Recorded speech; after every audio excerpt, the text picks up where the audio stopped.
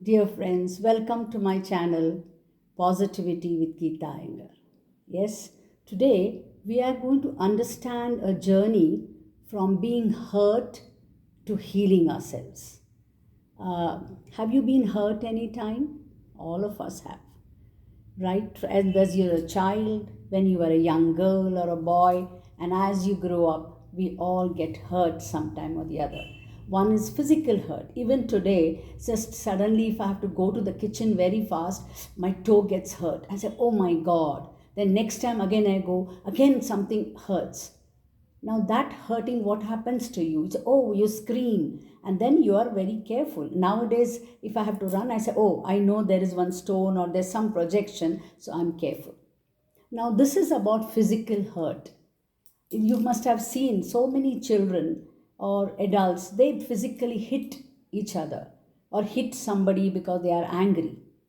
I'm focusing now one the emotion that takes place, the emotions that we face when we get hurt. Physical also you get hurt, but then you blame the table, you blame that chair, you blame that stone, and then you move on. But if somebody has hurt you mentally, somebody has upset you, that hurt remains in you as a form of a wound. And that is what we are going to talk about today, that how can we go get rid of this get rid of this being hurt. Why am I getting hurt often, every now and then? Because people will hurt you. You will remember one thing, we have to remember, nobody is going to change for you. All of us are packages, bundle of pain and pleasure, people with anger, frustration, all of us have come with that baggage. So you can't expect any change from anybody. You have to only work on yourself. But one thing, remember, you have seen, if you look at your childhood, yes, my father said this at that time and I'm hurt. My mother said this, my uncle said that, my aunt, my friends, my husband. If you remember all the time when you're being hurt, and you have gone through it, you have come out of it. That means nothing remains permanent. Therefore, face that situation. Allow, one more important thing is emote.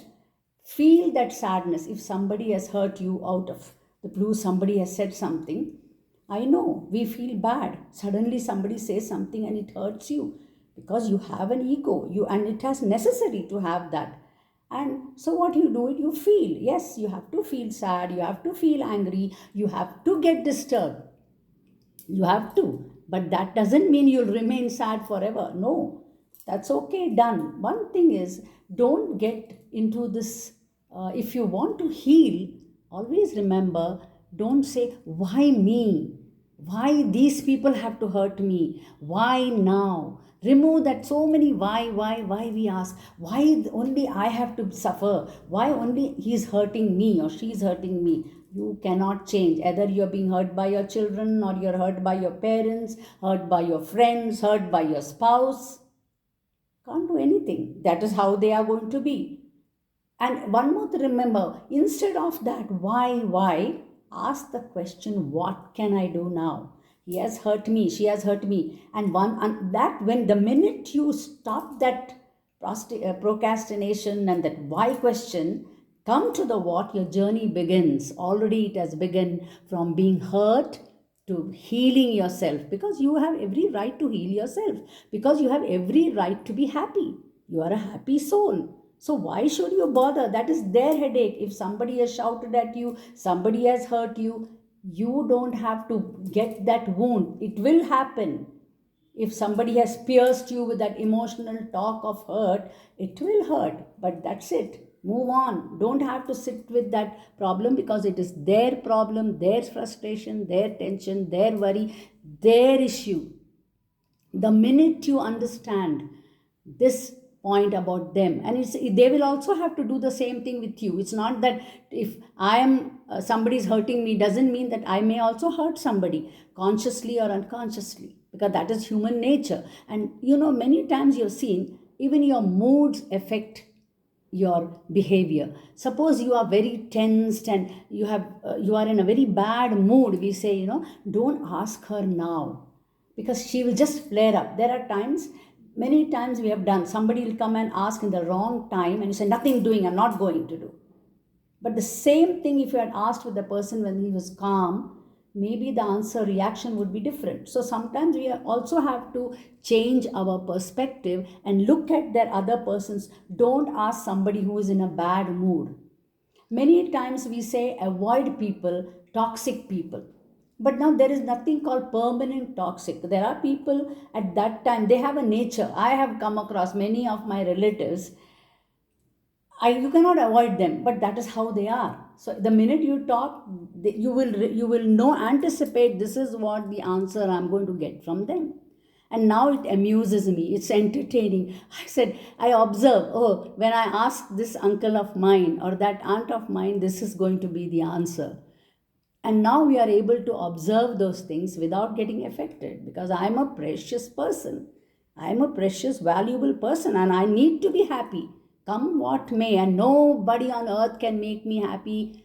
Only I have to make myself. So once you learn that, then you go into that what fear, the what situation, then this why doesn't bother. So what we have to work on yourself. So many times it doesn't mean only children get hurt, adults also, we all get hurt. But if sometime if the wound is very deep hurt, then you have to go to a counselor. They will help you. Or you can write a book, write a journal, or talk to that person. What the hell, why did you talk to me like this? This is wrong.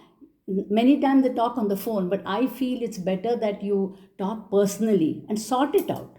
Decide, and then you both have to have an open mind. You cannot sort it out by saying this is right and you are wrong. No, keep an open mind. Only then conversation will have some result. Then you write, you have an exercise, you have meditation, mindful meditation. Breathe, take, like if somebody has hurt you, you will cry.